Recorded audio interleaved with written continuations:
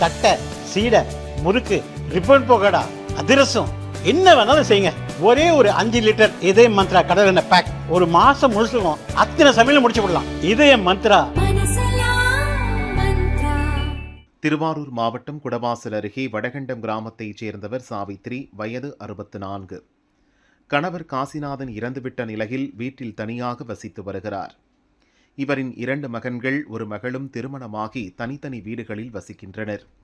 இதில் 38 வயதான மூத்த மகன் சதீஷ்குமார் சாவித்ரி வீட்டின் அருகிலேயே குடும்பத்துடன் தனி வீட்டில் இருக்கிறார். அப்படியிருந்தும் சாவித்ரி இருக்கும் வீட்டை தனக்கு கொடுக்குமாறு அடிக்கடி சண்டை போட்டு வந்துள்ளார்.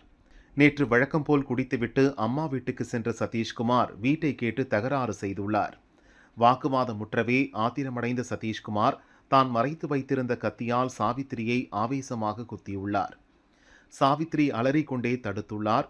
இருப்பினும் அவரது வயிறு, கை உள்ளிட்ட இடங்களில் கத்தி குத்துப்பட்டு படுகாயமடைந்தார்.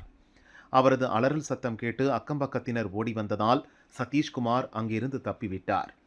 உறவினர்கள் சாவித்திரியை மீட்டு திருவாரூர் அரசு மருத்துவமனையில் சேர்த்தனர். சம்பவம் தொடர்பாக வழக்கு பதிந்த குடவாசல் போலீசார் தலைமறைவாக உள்ள சதீஷ்குமாரை தேடுகின்றனர்.